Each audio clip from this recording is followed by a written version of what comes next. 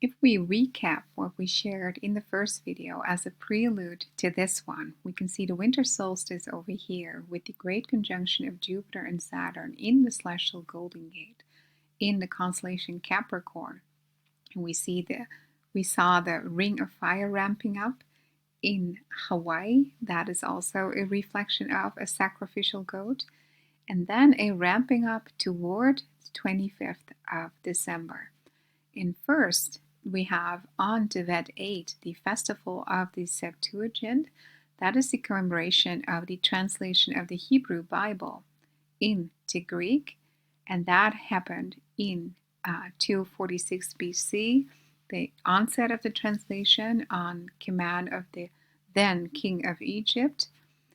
And the next day, on Tevet 9, there is an unknown fast, but it's associated with the date of the death of Ezra, the prophet and scribe who led the Jewish people to the land of Israel. And he was authorized by King Xerxes to reinstitute and restore the city of Jerusalem, but also the temple worship and temple practices. He oversaw the building of the Second Temple, canonized the 24 books of the Bible, and he was also the head of the Great Assembly, legislating a series of laws and practices, including formalized prayer, which has left a strong impact to Judaism even until this day. And the death of Ezra, and I believe that is important to us too, marked the end of a time frame which is called the era of prophecy. And we know when we depart in the rapture, that will also be a conclusion of an era of prophecy. And then the ramping up is toward December 25th. We can see how December 25th starts on the 9th of Tevet and then continues on to the 10th of Tevet. So, tracking back to Christmas Day 2 BC, December 25th, 2 BC. That was actually the day when the stars stood still over the house where Jesus was. And the Magi, the wise men from the east, from the Persian kingdom, who had gone out to find Jesus and make a really long travel toward Jerusalem, when they actually saw the star they had been following and all the celestial signs of the preceding years, to find Jesus in Bethlehem. So in the book, The Star That Astonished the World, the author states that the Star of Bethlehem was the planet Jupiter. We know that Jupiter conjunct with Venus, and that was actually the Christmas star. And that happened prior to Jesus' birth. But we also saw a repetition of the Bethlehem stars in between the years 2015 and 17. We saw 3 occurrences of the Bethlehem star. So the planet Jupiter, the king planet, or Zedek, righteousness, that led the wise men, the God-fearing descendants of the exiled people of Israel, who had been instructed by Daniel himself into the scriptures, but also into biblical astronomy. They knew prophecy, but also the celestial signs to look for. And they were prompted by the scriptures and the signs occurring that this was the time to start their travels unto Israel and Jerusalem, to worship Jesus in Bethlehem. So they were believers in Christ. So contrary to all the people in Jerusalem who had no knowledge or awareness, which they should have had, of Jesus, their Messiah, being born amongst them, because prophecy was no longer being taught in Jerusalem, and the scriptures with regard to prophecy were not considered to be literally applicable. So the book of Daniel was no longer taught at the time. So the Sanhedrin and the people of Jerusalem had no clue that the Messiah had been born. But this people group from the kingdom of Persia, from the east, had remained faithful to the scriptures, and they left their lives as they knew it, to go look for the king.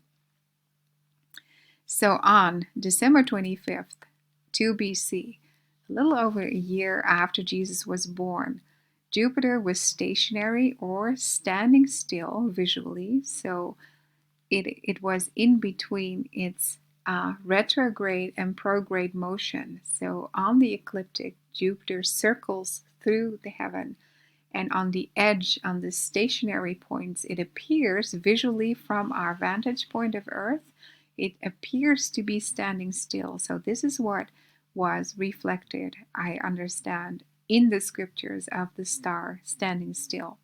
And that happened on December 25th, 2 BC, which coincided with the Feast of Dedication that year. And it was also the last day of the winter solstice. So we are in that exact time frame right now. In addition to the astronomical time markers in scriptures indicating that the Magi and their entire company of travelers visited a young child, so not a baby in a manger, but a young child in a house, we also are clued in with regard to the general time frame, how Mary and Joseph gave 2 pigeons to the temple when they dedicated Jesus after having been born on 9/11/3 BC, which was also the year of the Roman census. So had they been given the Magi's gifts upon Jesus' birth, they would actually have been expected to give to the temple from these assets. So that is an indirect time indicator. We can also discern from Herod's decree that Jesus was younger than 3 years old, because Herod ordered all boys from 2 years and younger in Bethlehem to be murdered to ensure Jesus would also be killed. We can find that in Matthew 2:16. And that is cluing us in on the general time frame. But now we know, not just from the historical records of the trajectory of Jupiter and when it stood still, but we can also reconstruct that through astronomical software, that Jupiter was stationary on December 25th as the specific day marker of the Magi finding our Lord in Bethlehem. And this is a portion of Torah calendar about those days, the winter solstice at the time, and then the 25th of December, divided over the 27th and the 28th day. So the end of the winter solstice time frame.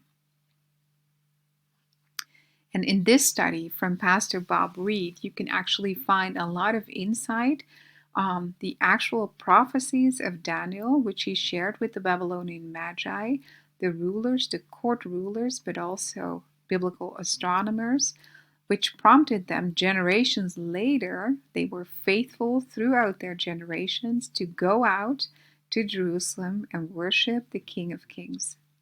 So much like them at the time, we have also tried to heed the signs and the warnings in the scriptures, in the signs in the heavens, the astronomical signs, but also the signs in the earth. And we have gone out to meet the Lord, left the lives we led behind us, and we are looking for the blessed hope, the King of Kings. And contrary to many of the images of 3 magi on a camel and that's it, I believe this artistic representation of a painter Tissot is actually a good reflection of what their caravan may have looked like. So they most likely traveled in a large caravan of people, and they must have made quite an impression on Herod because they were a formal representation of the courts of the Persian Empire. So this is what they saw in the heavens on December 25th, 2 BC.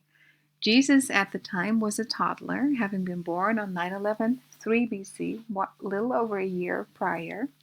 And Jupiter, the king planet, had stopped at the heart star of Virgo, right above Bethlehem, the vantage point of this stellarium image. And that was on the 25th of December, and stellarium doesn't account for the year 0, so that's why it says -1 over here. And in Matthew 2, verses 9-10, we read, And behold, the star that they had seen, when it rose, went before them until it came to rest. It stopped over the place where the child was. So when they saw the star, they rejoiced exceedingly with great joy. And I was reminded earlier today when I was thinking of this celestial sign and why we haven't considered it really deeply. And that may be because Satan has overshadowed the season of Christmas with so many distortions, false worship, idolatry, whatever. There is so many layers of falsehood and distortion over Christmas. But we already reconstructed that Jesus was conceived in this winter season on the 24th of the 9th month, and that the Feast of Dedication also points forward to the rapture. But I believe this time clue of December 25th, 2 BC, and the Magi finding their King of Kings, because the Magi are actually a type of who we are. We are in like manner searching for the King of Kings, and we're doing it in the same way they did. And I was also reminded when I was a child and I lost something, my dad would always jokingly say that of course it would be in the place where I last used it. And I was like, duh. Then I was like thinking, like, when was the last time that Jesus was actually found?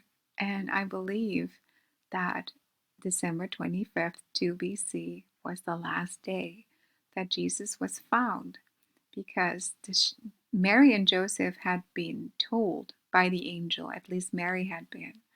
The shepherds had also been informed by an angel, so they were not looking for Jesus. But the Magi, they actually lived way outside Israel, and they had been looking for him. So they were looking the scriptures, the signs, prophecy, and they left their lives as it was to go and find the king, much like we are right now. So maybe the place and time to look is the place and time when they found him. So I may be wrong. I've been wrong before, and that's okay. And if this is the correct analysis and we will depart on Christmas, I believe that we can at least celebrate Christmas, not just in the spirit of Jesus, because I believe this season is all about him, no matter what Satan tries to do to distort it and manipulate people. I believe this season is all about Jesus. And it holds great promise, because the 10th of Tebet is not just the day that the Magi found Jesus. It's also the day of the besieging of Jerusalem, the onset of destruction of Jerusalem.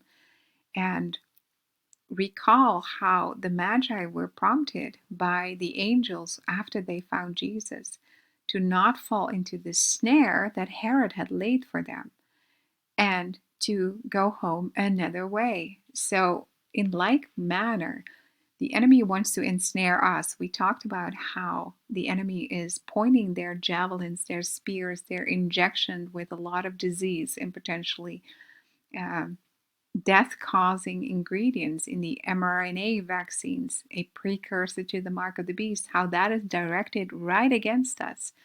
And we are under siege in lockdown, much like the Passover construct. But the angel, the messenger of God, instructed the Magi to go home another way. And I believe we're going to go home soon another way also. And we will also escape the snare, because Jesus instructed us that the tribulation would fall as a snare upon the people who find themselves left behind. And that is not going to be us, because we are going home another way. So to me, that was very promising too. The showstopper of the Christmas signs is the 10th of Tevet, when Esther appeared before her king and was chosen by him to become his queen. So I hope you're excited to read the article, and I hope to see you in the comments too. Pray a blessing over your evening. Much love.